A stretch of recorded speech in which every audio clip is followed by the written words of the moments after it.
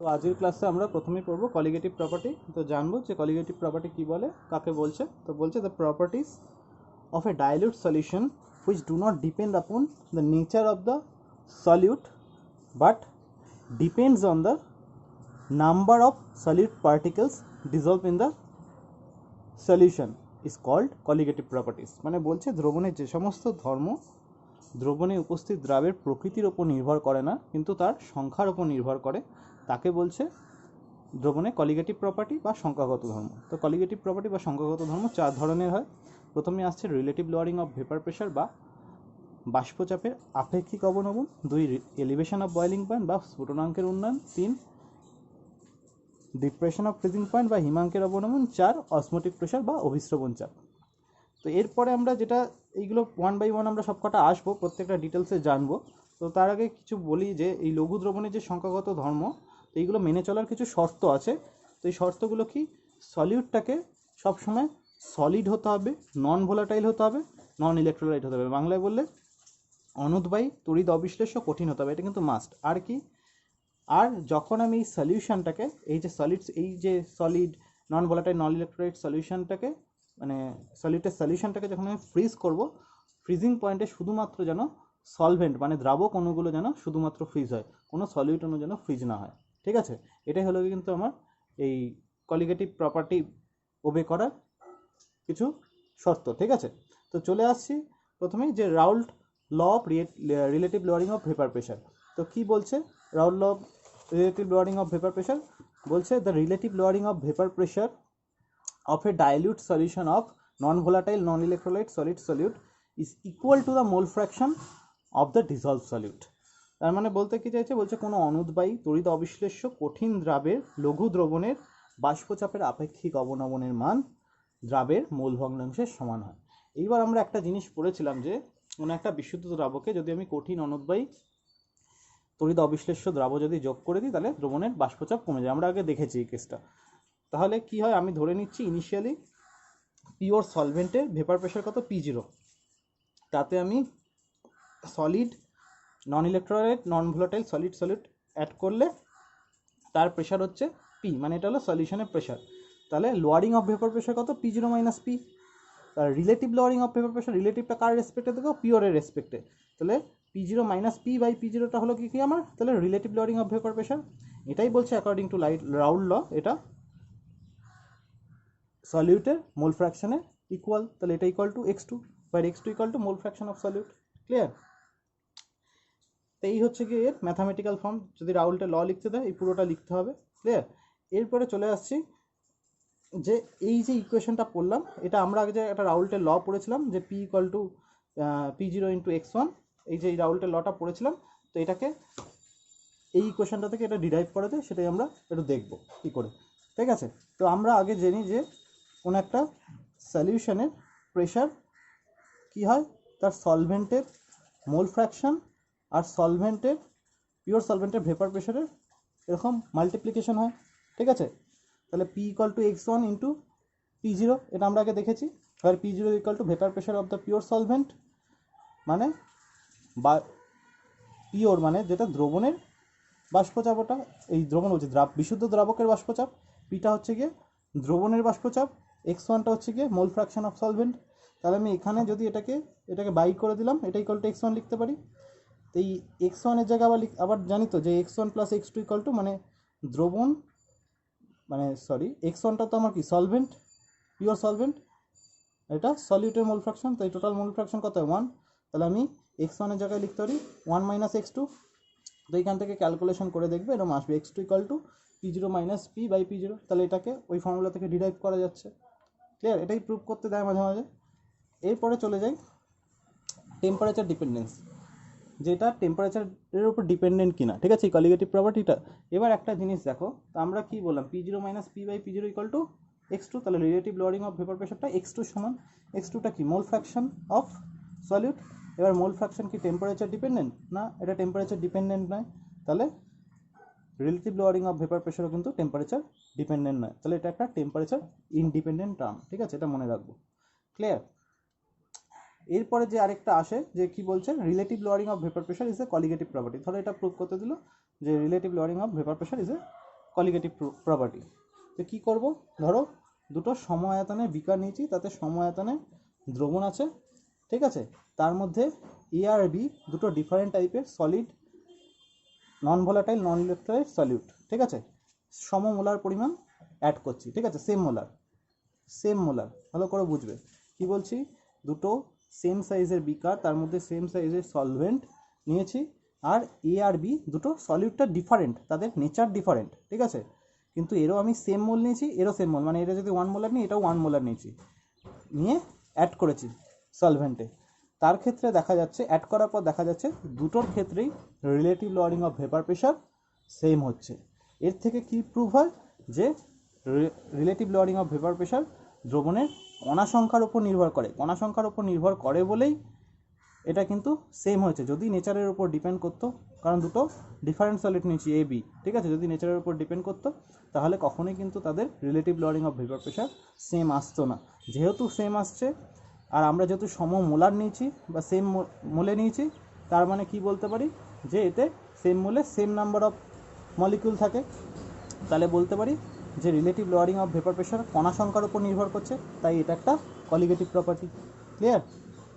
এরপরে চলে আসছি determination of molecular mass of the solute, ঠিক আছে, এইগুলো আলাদা করে মনে রাখতে পারে, ডিরেক্ট এই ইকুয়েশনটা মনে রাখতে হলে ভালো, ম্যাথ করার ক্ষেত্রে কাজে লাগবে যেই ভেইতে, ঠিক আছে, বা বোর্ডেও করতে পারো, বোর্ডে করলে বোর্ডে যদি ফর্মুলা দিয়ে করো তখন এগুলো একটু ডিরাইভ করে দেখিয়ে দেবে, নয়তো নাম্বার দেবে না, ঠিক আছে, আর প্রত্যেকটা টার্ম ডিফাইন করবে ম্যাথ করার সময়, ঠিক আছে। তো বলছে determination of molecular mass of the solute. তো কী করছি আমি এখানে, জাস্ট কিছু না, এটা আমি ইকুয়াল টু x2 লিখতে পারি, x2 জায়গায় আবার n2 by n1 plus n2 লিখতে পারি, ঠিক আছে, যেমন মোল ফ্র্যাকশন আমি আগে পড়িয়েছি। তো এবার এটাকে জাস্ট আমি উল্টে দিচ্ছি, তাহলে কী হবে, p0 ওপরে চলে যাবে, এটা নিচে চলে আসবে, এটার ক্ষেত্রেও তাই হবে, উল্টে যাবে। তাহলে এটাকে ভাঙলে এটা কী হবে, 1 প্লাস n1 প্লাস n2, 1টাকে এদিকে নিয়ে চলে আসছি, এখানে 1টাকে এদিকে নিয়ে চলে এলে কী হবে, এটা p by p0 minus p minus 1 equal to n1 by n2, এটাকে জাস্ট বিয়োগ করে নিলে কী হবে, p by p0 minus p, আবার n1 ইকুয়াল টু কি, আমার n1টা কী ছিল, মোল অফ সলভেন্ট, তাহলে আমি কী লিখতে পারি, w1 বাই m1, w1টা কি এখানে weight of solvent by molecular weight of solvent, এটা n2 জায়গায় w2 বাই m2, ওই weight of solid by molecular weight of solid, ঠিক আছে। তাহলে এখান থেকে জাস্ট আমি এখান থেকে m2টাকে বার করবো, তাহলে m2 ইকুয়াল টু এটা, ঠিক আছে। তাহলে আমি এই ফর্মুলা দিয়ে কিন্তু আমি কোনো সলিউটের মলিকুলার ওয়েট বার করতে পারি, ঠিক আছে, যে এইগুলো যদি গিভেন হয় এখান থেকে আমি m2 বার করতে পারি, বা ধরো এইগুলো দিয়ে দিল, এটা দিয়ে দিল, এটা দিয়ে দিল, কিছু একটা জানতে চাইলো, ঠিক আছে, এইরকম। এরপরে চলে যাচ্ছি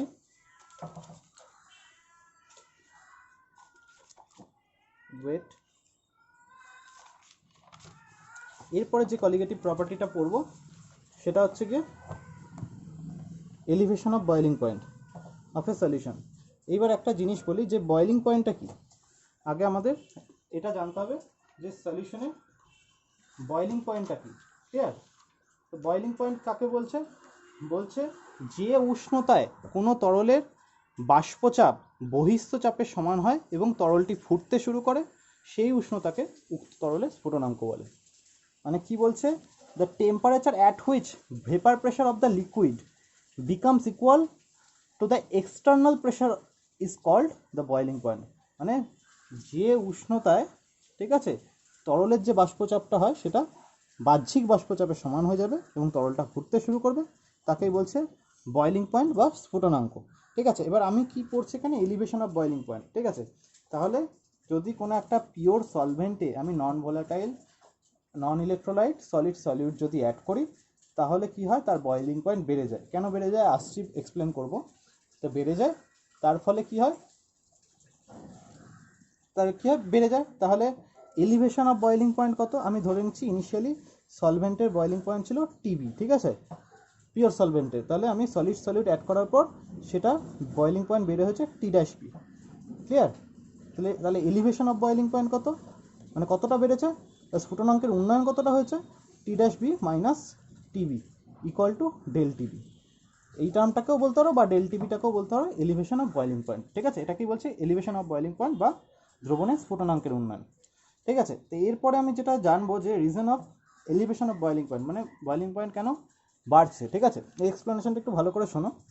কি বলছি, আমরা সেই পড়েছিলাম যে কি এই জিনিসটা আমাদের খুব ভালো আইডিয়া আছে যে কোনো একটা পিওর সলভেন্টে আমি যদি নন volatile non electrolyte solid solute যদি অ্যাড করি, কি হয়, আমার দ্রবণের বাষ্পচাপ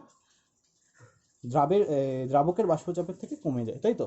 তাহলে আমি ধরো আগে একটা ধরে নিচ্ছি জলের স্ফুটনাঙ্ক কত হয় 100 ডিগ্রি, তাই তো?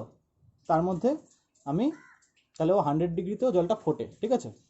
তা আমি তার মধ্যে non volatile non electrolyte solid solute add করলে কী হবে, দ্রবণের বাষ্পচাপ আগের থেকে কমে যাবে।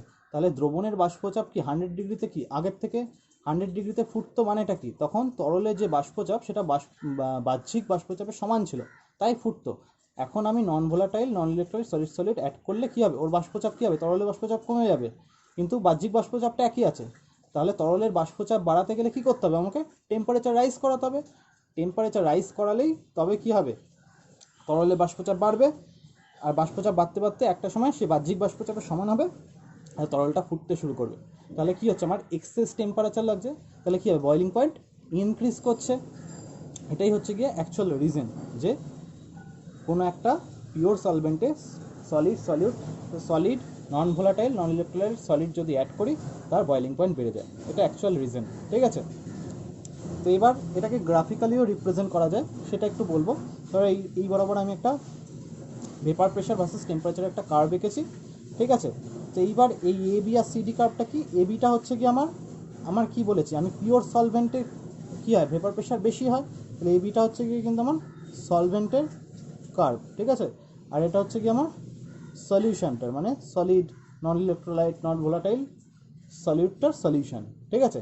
তাহলে তার ভেপার প্রেশার কী হবে, কম হবে। গ্রাফ দেখে বোঝা যাচ্ছে এটা উপরে আছে এই বরাবর, এটা কম আছে, ঠিক আছে? তাহলে আমি যদি একটা পার্টিকুলার একটা প্রেশার বরাবর যদি আমি একে কাট করি, ঠিক আছে, এই বরাবর যদি আমি কাট করি, দেখো এই অ্যাক্সিস একটা কাট হচ্ছে, এই অ্যাক্সিসটা একটা কাট হচ্ছে, তাহলে দেখো এটা কি এই করেসপন্ডিং যদি আবার আমি টেম্পারেচার অ্যাক্সিসে দেখি আর এই করেসপন্ডিং যদি টেম্পারেচার অ্যাক্সিসে দেখি, তাহলে কী হবে, এই করেসপন্ডিং যে আমি টেম্পারেচার অ্যাক্সিসে দেখছি এটা কার সাথে কাট করেছে, এবির সাথে। এবিটা কি পিওর সলভেন্টেরটা কি টিবি, আর এটা কি সলিউশনে কাট করছে, সলিউশনটা হচ্ছে টি ড্যাশ বি। দেখো সলভেন্টের থেকে কিন্তু সলিউশনের বেশি, ঠিক আছে? তাহলে এটা গ্রাফিক্যালিও কিন্তু এক্সপ্লেন করা যায়। তাহলে এখানে লিখতে পারি ডেল টিবি ইকাল টু, এখানে নাম দিয়েছি ওএম, এটাকে দিয়েছি ওএন, তাহলে এটা কী হবে, ডেল টিবিটা কী হবে, T dash B minus TB, তাহলে OM minus ON equal to T dash B minus TB, ঠিক আছে? তাহলে মনে রাখবো del TB equal to T dash B minus TB, where T dash B হলো গিয়ে boiling point of solution and TB হলো গিয়ে boiling point of pure solvent. Clear? তো এবার এলিভেশন অফ বয়লিং পয়েন্টের জন্য রাউল্টের কিছু ল আছে, সেটা জানবো। তো কি বলছে প্রথম লটা, বলছে elevation of boiling point of A dilute solution of a non-volatile non-electrolyte solid solute is directly proportional to the molar concentration of the solution. Clear?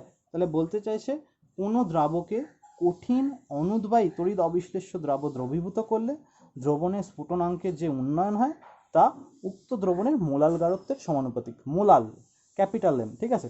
তাহলে আমি লিখতে পারি del TB equal to capital M. এটাই তো বলছে যে কোনো একটা দ্রাবকে যদি আমি কঠিন অনুদ্বায়ী তড়িৎ অবিশ্লেষ্য দ্রাব যদি অ্যাড করি, তাহলে স্ফুটনাঙ্কের যে উন্নয়ন তা মোলাল গারত্বের সমানুপাতিক। তাহলে ডেল টিবি ইকাল টু এই প্রপোর্শনাল টু ক্যাপিটাল এম, এই স্মল এম লিখতে পারি। তাহলে ডেল টিবি ইকাল টু লিখতে পারি কেবি ইন্টু এম। এখানে কেবিটাকে বলছে ইভিউলোস্কোপিক কনস্ট্যান্ট বা মোলাল বয়েলিং পয়েন্ট এলিভেশন কনস্ট্যান্ট, বা বাংলায় বললে স্ফুটনাঙ্ক ধ্রুবক বা স্ফুটনাঙ্কের মোলাল উন্নয়ন ধ্রুবক, ঠিক আছে? আবার ডেল টিবির জায়গায় টি ড্যাশ বি মাইনাস টিবি লাইনটা লিখতে পারি।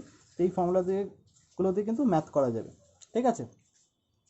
এরপরে চলে আসছি সেকেন্ড লটা কি বলছে, equimolar quantities of different non volatile non electrolyte solid solute dissolved separately in the same quantity of a particular solvent raise the boiling point to the same extent. মানে বলতে চাইছে কোনো নির্দিষ্ট পরিমাণ দ্রাবকে বিভিন্ন অনুদ্বায়ী তড়িৎ অবিশ্লেষ্য কঠিন দ্রাবকের সমসংখ্যক গ্রাম অণু পৃথকভাবে দ্রবীভূত করলে প্রতি ক্ষেত্রেই স্ফুটনাঙ্কের সমান উন্নয়ন ঘটে, ঠিক আছে? মানে বলতে চাইছি ধরো দুটো পাত্র আছে, ঠিক আছে?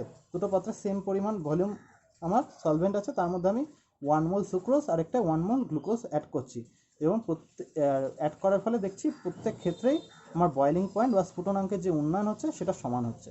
এটাকেই বলছে আমার সেকেন্ড ল। ক্লিয়ার? এরপরে চলে আসি যে elevation of boiling point is a colligative property. ঠিক এইটা কিন্তু ঠিক এই এক্সাম্পল দিয়েই ব্যাখ্যাটা করা যাবে, আগের মতোই একই রকম। ওই বাষ্পচাপের আপেক্ষিক অবনমন বলেছিলাম যে এটা একটা কলিগেটিভ প্রপার্টি, সিমিলার এইগুলো প্রত্যেকটা কিন্তু এইভাবেই এক্সপ্লেন হবে যে ওই দুটো ডিফারেন্ট, প্রত্যেকটা মানে দুটো সেম আকারের বিকারে সেম সলভেন্ট নিয়ে যদি দুটো আলাদা টাইপের মানে আলাদা নেচারের দুটো সলিউটের সেম মোল পরিমাণ যদি অ্যাড করি তাহলে উভয় ক্ষেত্রেই স্ফুটনাঙ্কের উন্নয়ন সমান হয়। স্ফুটনাঙ্কের উন্নয়ন সমান হয় মানেটা কি? সেম মোল যেহেতু অ্যাড করেছি মানে সমান সংখ্যক অণু আছে, তার মানে কি এটা অণু সংখ্যার উপর ডিপেন্ড করছে, মানে কণা সংখ্যার উপর ডিপেন্ড করছে, নেচারের উপর ডিপেন্ড করছে না, তাহলে এটা একটা কলিগেটিভ প্রপার্টি। ঠিক আছে? প্রত্যেক কটার এক্সপ্লেনেশন কিন্তু এক হবে, চারটে কলিগেটিভ প্রপার্টি। এরপরে চলে আসছি determination of molecular mass of solute. ঠিক আছে, আমি আগে যে মোলালিটি পড়েছিলাম সেখান থেকে আমরা এটা জানতাম যে molality of a solution equal to W2 × 1000 by M2 × W1, where W2 হলো গিয়ে wait of the solute, W1 হলো গিয়ে wait of the solvent, M2 হলো গিয়ে molecular weight of the solute, আর ক্যাপিটাল M এই স্মল m হলো গিয়ে মোলালিটি অফ দ্য সলিউশন। এটা আগে প্রুভ করেছি। ঠিক আছে, আমি আর এগুলো প্রুভে যাচ্ছি না। ঠিক আছে, তো এটা কী করবো, জাস্ট আমার ইকুয়েশন আছে কি del Tb equal to Kb into M, এটা আমরা জানি।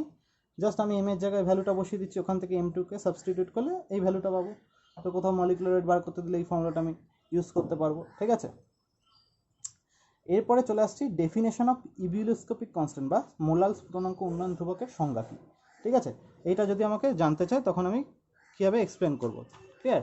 এইবার একটা জিনিস দেখো, এইগুলো কেবি ইকুয়াল টু কি, আমি ডেল টিবি বাই এম, তাহলে এম যদি 1 হয় তাহলে ডেল টিবিটাই তো কেবি। ঠিক আছে, ফিজিক্সে এইভাবে আমরা ডেফিনেশন দিই। তো যাই হোক, তো সেইভাবেই এক্সপ্লেন করব। তাহলে কি বলতে পারি, যখন মোলাল গাঢ়ত্ব 1 হবে, ঠিক আছে, তখন তার স্ফুটনাঙ্কের উন্নয়ন ধ্রুবকটা, স্ফুটনাঙ্কের উন্নয়নটাই হলো তার স্ফুটনাঙ্কের উন্নয়ন ধ্রুবক। ঠিক আছে, বা বলতে পারি যে the মোলাল boiling point elevation constant of A solvent is defined as the elevation of boiling point when 1 mole of non-volatile non-electrolyte solid is dissolved in 1 kg of the solvent। মানে বলতে চাইছি 1000 গ্রাম কোনো দ্রাবকে 1 গ্রাম অনুপরিমাণ কোনো অনুদ্বায়ী তড়িৎ অবিশ্লেষ্য কঠিন দ্রব দ্রবীভূত করলে স্ফুটনাঙ্কের যে উন্নয়ন হয় তাকেই বলে উক্ত দ্রবণের স্ফুটনাঙ্ক ধ্রুবক বা স্ফুটনাঙ্কের মোলাল উন্নয়ন ধ্রুবক। ক্লিয়ার? তাহলে কেবি ইকুয়াল টু কি ডেল টিবি বাই এম। টিবির ডিগ্রি কি? ডিগ্রি, টিবির ইউনিট কি? ডিগ্রি। টেম্পারেচার, এমটা কি? মোল পার কেজি, তাহলে আমি বলতে পারি degree kg mole inverse. Clear? আরেকটা কোয়েশ্চেন আসে এখানে যে molal ebullioscopic constant of water is 0.515 degree centigrade kg mole inverse. ঠিক আছে, বা বলবে বাংলা যে জলের KB 0.515 degree centigrade kg mole ইনভার্সের অর্থ কী? ঠিক আছে, খুব ইজি, যে কি it means that the dissolving when 1 mole of a non-volatile non-electrolyte solid solute in 1000 gram of pure water increases the boiling point of the resulting solution by 0.515 degree centigrade। মানে 1000 গ্রাম কোনো বিশুদ্ধ জলে কোনো অনুদ্বায়ী তড়িৎ অবিশ্লেষ্য কঠিন দ্রাবের 1 গ্রাম অণু দ্রবীভূত করলে উৎপন্ন দ্রবণের স্ফুটনাঙ্কের উন্নয়ন হয় 0.515 ডিগ্রি সেন্টিগ্রেড। পাতি কথায় জলের স্ফুটনাঙ্ক, এই মানে দ্রবণের স্ফুটনাঙ্ক বিশুদ্ধ জলের স্ফুটনাঙ্কের থেকে 0.515 ডিগ্রি সেন্টিগ্রেড বৃদ্ধি পায়। ঠিক আছে, এইভাবে তার এক্সপ্লেনেশনটা। এরপরে দেখি যে ডিপেন্ডেন্স অফ কেবি, মানে এটা বলতে চাইছে যে কেবিটা কী হবে আমার এই ল্যাটেন্ট হিটের উপর, ল্যাটেন্ট হিট অফ ভেপারেশনের উপর ডিপেন্ড করে। তার ইকুয়েশন এটা। ঠিক আছে, জাস্ট এই ইকুয়েশনটা মনে রাখবে, ম্যাথ করতে কাজে লাগে। ক্লিয়ার? এই নেক্সট ক্লাসে আমরা ডিপ্রেশন অফ ফ্রিজিং পয়েন্ট দিয়ে স্টার্ট করব।